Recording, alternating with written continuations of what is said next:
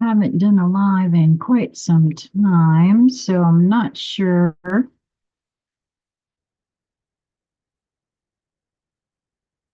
morning, good morning, good morning. If you are tuning in, I haven't done a live in quite some time, so let's see how this goes. Mm, too much.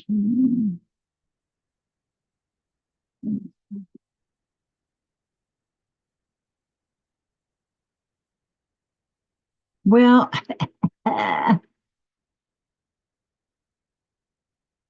there we go.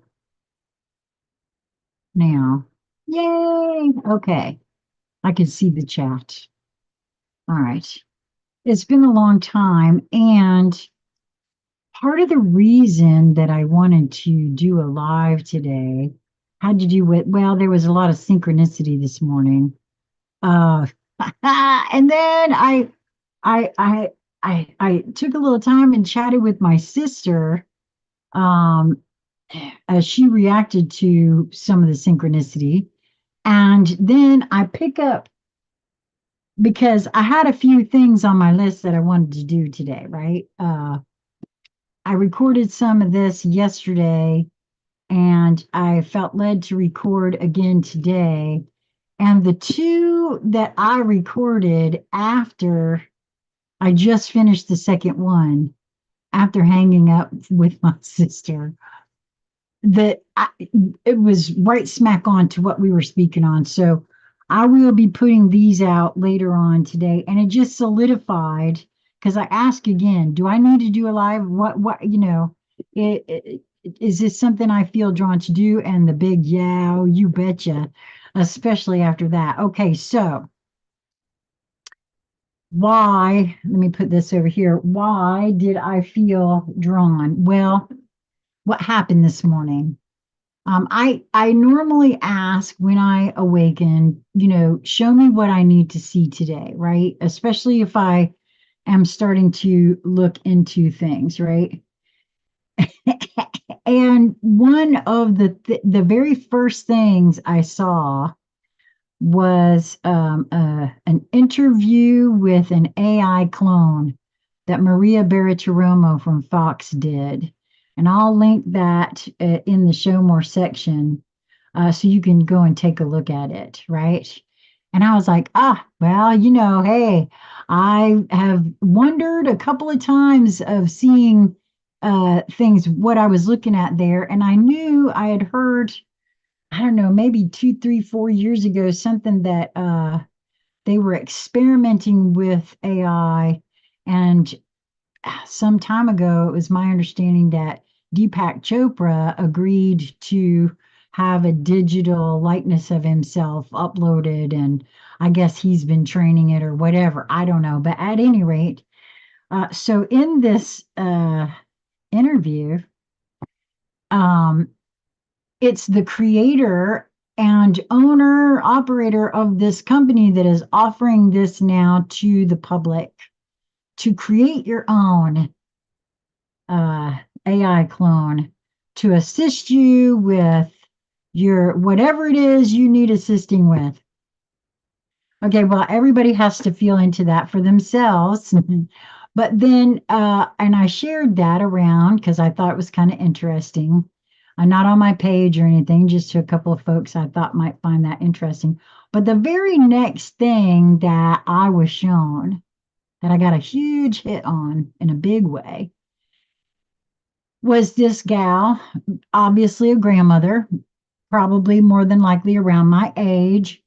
And I did share this on my Facebook page as her page is public. So if you want to see what I'm talking about, go there and listen to her. It's like 16 minutes and some change, sharing her experience of being phoned. Uh, she apparently answered her phone because it looked like it was her daughter. And her daughter on the other end saying that she had been in an accident, and mommy, I'm sorry, or mama, I'm sorry. She said all of her children call her mom, except for this one child calls her mama.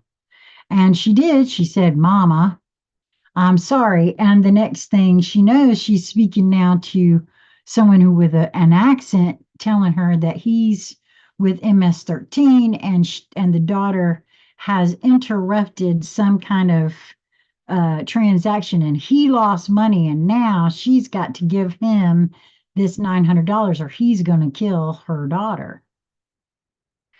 And it turns out, okay, long story short, this is a scam, and they are using AI generated voices now and hacking people's phone numbers and whatnot.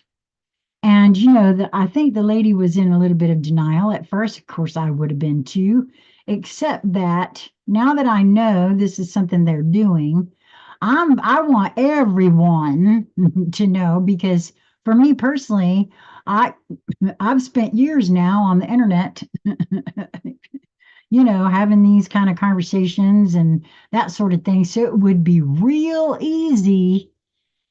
Well, maybe not real easy. I would think that some people hopefully would be able to know the difference between me and an AI. But the truth of the matter is, maybe not, especially if it's someone you love who would immediately start to panic at that kind of news. And so I just, to me, and then when coupled along with what I read this morning, the two sessions of this book that I read, it's so apparent to me that at least for me, the message seems to be coming from the universe to get in here and take full 100% responsibility for self. And I don't know, they're vying for attention, vying for control of our minds, our hearts, our emotions. That sorts of thing is really huge. And as another part of that conversation this morning, there's also a lot of, the divide and conquer tactic is everywhere. It's even in the truther community, right? Um, and that's one of the reasons why I have always felt like those two communities could do to meld with themselves, really, because it's not about proving this or that true or this or that wrong. It's about how do you feel about it and what are you going to be doing about it. And because there's so many assumptions that have to be made sometimes in order to really understand what it is one is being shown, right? There, especially when it comes to divisionary tactics, right? Um, so at any rate, I wanted to see how I felt about coming here and reading my favorite deck and see, because I felt drawn to come for some reason. So I wanted to suss it out and see how it felt to come back live and do a collective card pull to again just ask, what is this energy that I feel I'm being shown this morning? Because I do feel some of it has to do with the collective, the courage of your love. Card number 38, numerologically, that's an 11. So, wow. Well, you see, I tend to see everything from multidimensional um, ways, and uh, I keep being shown these larger, the more overall picture of things, and if indeed one of the, well, the first of the seven hermetic principles is the all is mind, the universe is mental. And with that in mind, um, that just feels to me like it's even more imperative to be sure who is in control of my thought processes. Is it me or is it some program that was installed in me by my surroundings, my experiences as a child? Because, quite frankly, most of who and what I am has been from all of that, right? And there's been a lot of at least for me, I can see my programming all over the shop. And I would hope that because it feels like a lot of people are starting to see their own programming and conditioning, and taking umbrage with it, and looking into it and feeling it for oneself. What is this about? So let's see what this has to say here in relation to what I've been feeling this morning, see if it bears any weight. Love is without reason. Rationality is like a cane. Judgment needs a cane because it is blind. I'm not sure I would.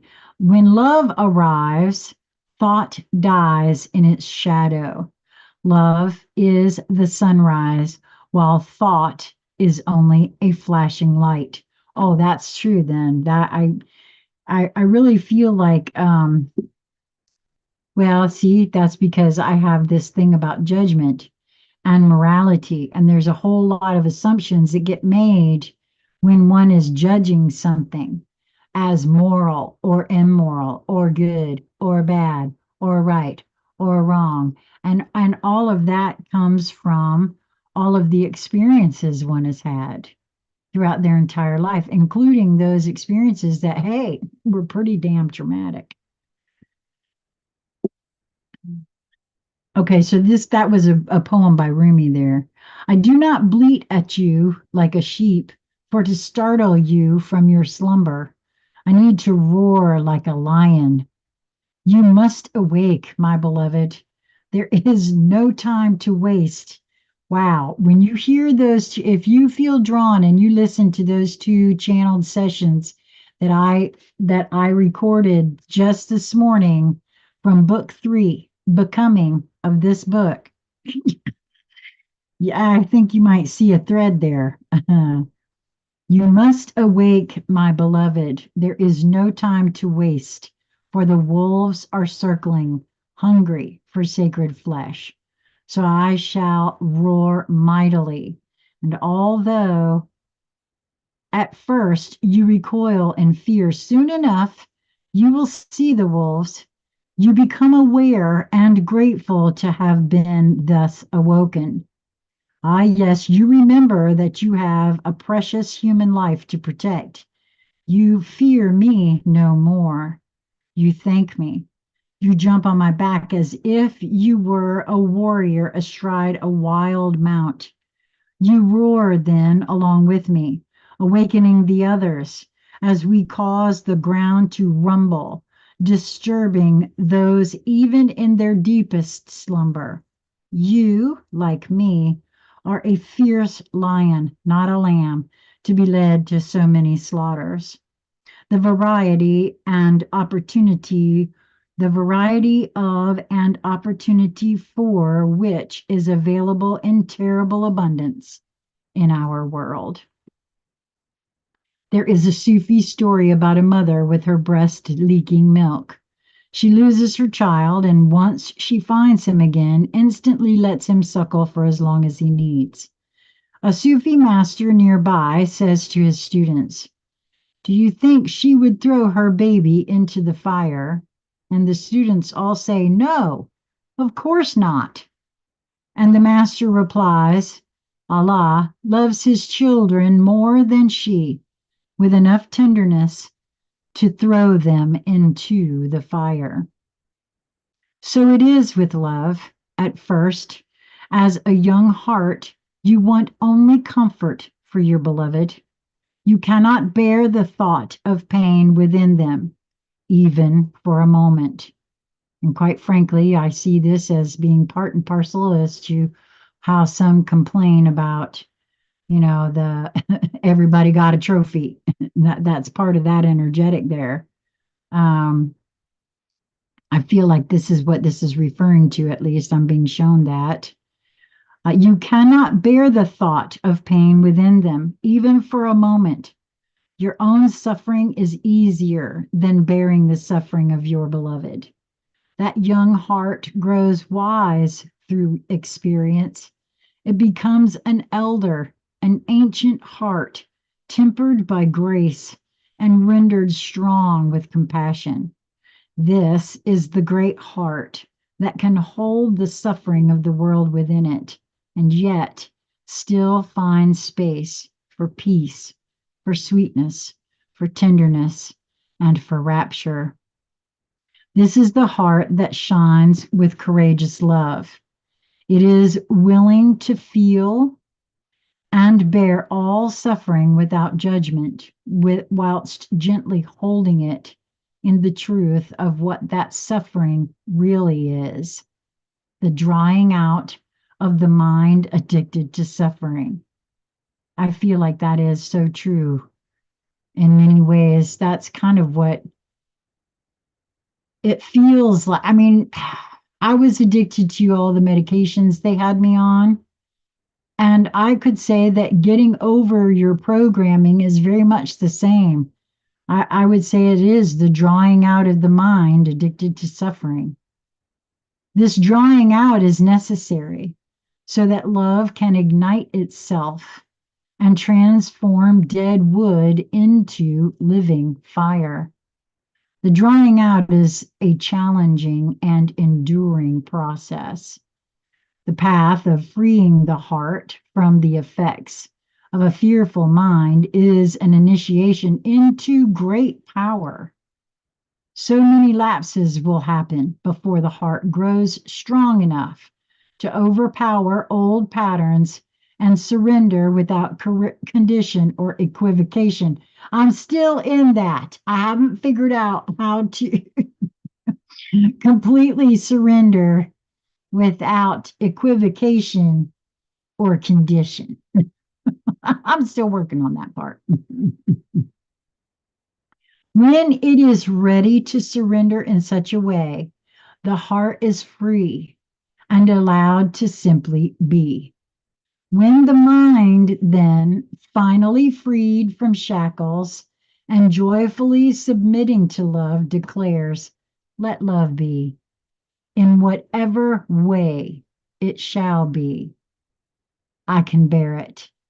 I shall take refuge in it. I shall not turn away from it. I am love." You are an ancient one with a heart older than the mountains.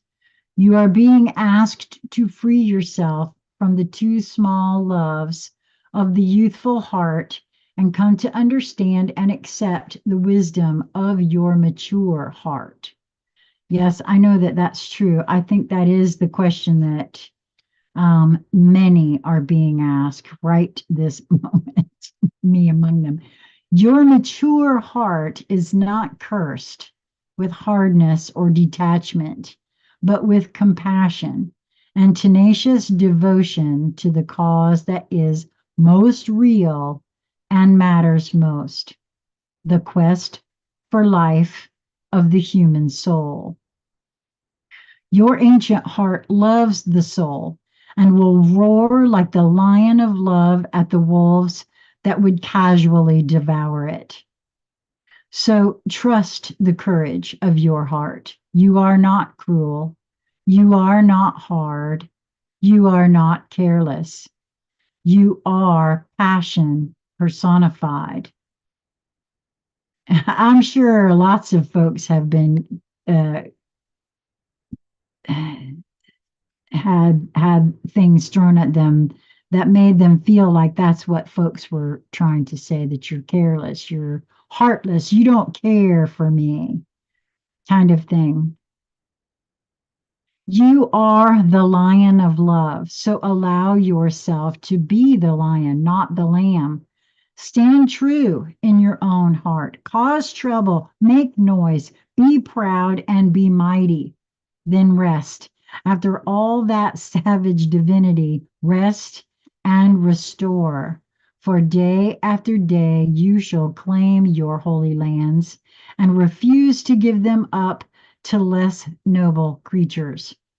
Though you survey their manipulations and attempts to claim power with compassion, you do not underestimate them or relax your vigilance. You shall not allow for even a moment that falsehood be accepted as truth in your heart. Boy, I'm telling you, I'm at that point for myself where if that's what you want to believe for yourself, that's cool. You have the right to do whatever you want to do. As for me, something feels off, I'm going to state it. I'm going to feel into it. I'm going to wait to be shown something else. I'm not going to buy everything that comes down the pike. Not no more. This oracle comes with particular guidance for you. You are not to give into less than you are worth, or to the shaming stories of others of our culture that would cast your regal lion nature into the falsehood of beliefs that you have no choice or power. You are not to give in to the idea that you are a victim and cannot free yourself from your suffering, or that you are less than any other. Those are lies. Those are petty deceptions so unworthy of you. Do not believe them. Roar at them until the weak glue holding them together melts under the fire of your holy breath, and they lie dismembered and powerless at your feet. Then intend that those bits and pieces in decay are lovingly returned to the Earth Mother, through whom they can be used to fertilize new life. This oracle comes with another message for you. You have a challenge before you, or that you are now moving through, but you have what is necessary to succeed and overcome it, no matter how long it has endured or how big you have built that challenge up to be in your mind. No matter how unsolvable the issue appears to be, there is and shall be a victory beyond it, and it is imminent. This oracle has come to you to let you know you are empowered to succeed. You have what is required within to do it, and that is the time for your victory is drawing very near. So do not give up. Instead, do the sacred honoring ritual. Now, you guys all know I'm a very firm believer in not just taking someone else's ritual and doing it willy nilly. If you feel drawn to know what this is, reach out to me.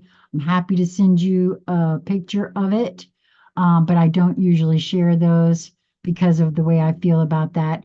Any rituals I do have been of my own making. I know what they are and what I mean by them and what I am trying to accomplish, not someone else's. And I want to share that in my view, that really is in the new energies for me, the way to move forward. I read other things and I sometimes incorporate something they got going there, but I do it in my own with my own flavor, my own and I highly recommend that if one is moving towards sovereignty, that's the way to move, right? But it does say to do that, and it says, and when you feel so inclined, open your mouth and roar love from the very depths of your being. Create a sound of truth for yourself. In that sound, you will hear the mightiest one of all, roaring along with you, saying, "Yes, love, I am with you." And together we claim divine victory. So we roar how we roar. Wow. Okay. So that does feel right smack in line with everything I've been being shown this morning. So it feels like some sort of and I also was led to I grabbed this other deck first. This is a brand new deck that the minute I laid eyes on it, I knew I had to have it. And it came to me so deliciously by way of a new being in my sphere.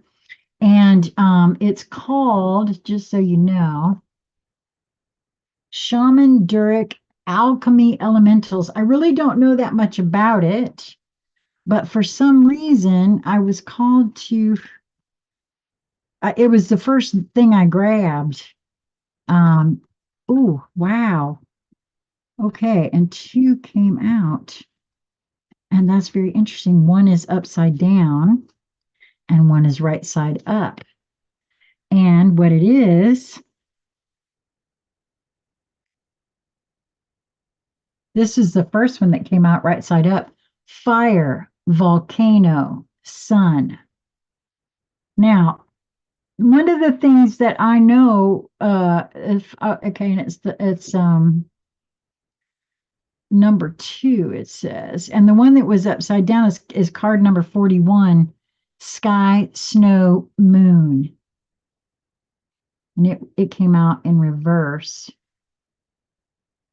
Okay, that's very interesting for a couple of reasons. All right, now let's see what it has to say. As far as the volcano is concerned, it's my understanding that there's been a volcanic eruption, and there's, I guess, uh,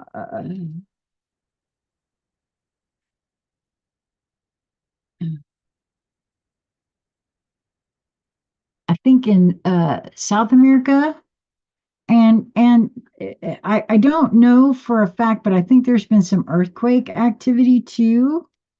Um, I'm not quite sure. Uh, okay, so I'm not sure how this actually goes. All right, because in the elementals cast of spirits here under fire, there's several different things that it says, but for this card, sun, I'm going to read what the book has to say while I'm holding this up, because this is, I haven't actually spent any time with this deck, so I'm not quite sure. We're just going to read what came up and see if it has any kind of meaning. There is a whole world inside of you that is pulsing and throbbing and aching for expression. What are you waiting for, child? Release the limitations that are holding you back from expressing the fullness of your majesty and your uniqueness. Give yourself permission to be the empowered, lit leader that you are without submission, guilt, or shame. You didn't come to this planet to dim your light or quiet your voice or be an obedient little sheep just because just because the people surrounding you are playing small doesn't mean you're supposed to follow them. I know that a lot of us have actually done that. Well, they think I'm crazy, that kind of stuff, right? Mhm. You, my dear, are meant to show them a better way, a more authentic way, a more expressed way. Lead by example. Let your creativity explode like a great and mighty volcano of love and beauty and magic. Release what is wanting to come forth and claim your role as a creator. Let this burst of creativity erupt and inspire others to do the same. Now, I love that because I haven't felt very creative until just recently. I shared with you guys that I've been gone all these months. I looked back, it's like 5 months since I've been here and done anything really on any sort of a regular basis. And part of that is because I just wasn't drawn. And I know that it's because there's been this internal focus, right? And rightfully so. Now, uh, on to this one, which is sky, snow, and moon, and it's in the reverse. But let's just see what it has to say about the card. You know that expression, quote, emotions are just energy in motion? It's true, they are temporary states of mood and weather and what have you that are simply passing through your vessel, soon to be replaced by new moods, new feelings, and new weather. I think that's true. Holding on to emotions creates stagnation in the body and in the spirit and dullness in our lives. Actually, okay, so feeling into that for myself, yes, my great grandmother, oh my gosh, she could hold a grudge.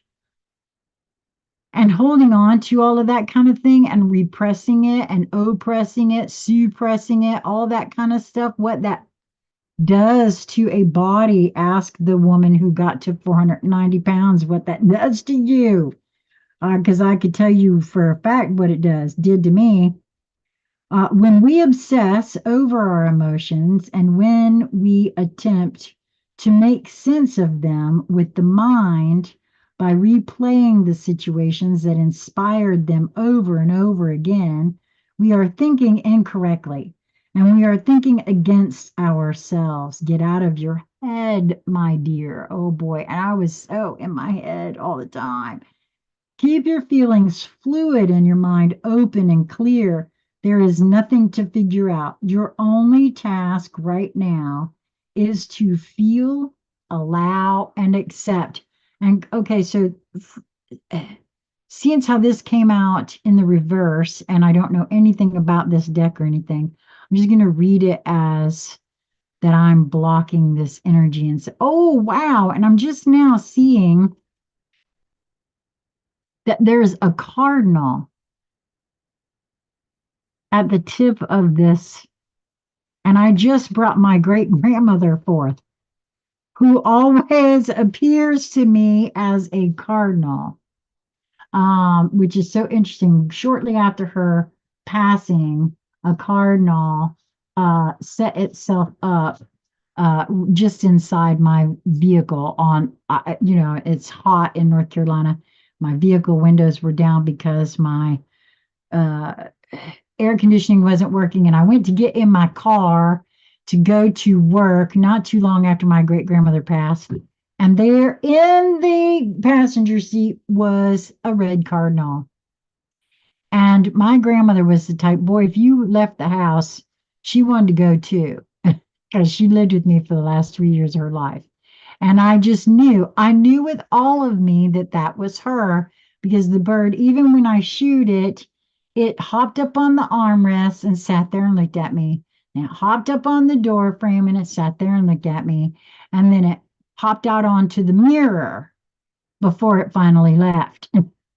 And this is before I ever woke up to anything about what is and is not stuff, right? So it's very interesting to me that even without seeing that, and you see how the reflection from the red is down into that? Well, that for me is showing me how, again, I this whole morning it's been all about my own programming and recognizing the programming that I've had instilled in me over eons. And my great grandmother had a lot to do with a lot of my programming. So, because she was there a lot in my young coming up life. So a lot of good things, but a lot of things to instill fear too. So she's very interesting.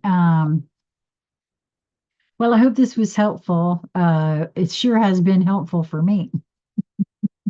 I hope you enjoyed it. I think I enjoyed it, so perhaps I will come back and do some more of these again as I feel drawn. I'm not, I don't ever know when I do feel drawn, so I don't be looking for it every day because I could tell you it probably isn't going to be that.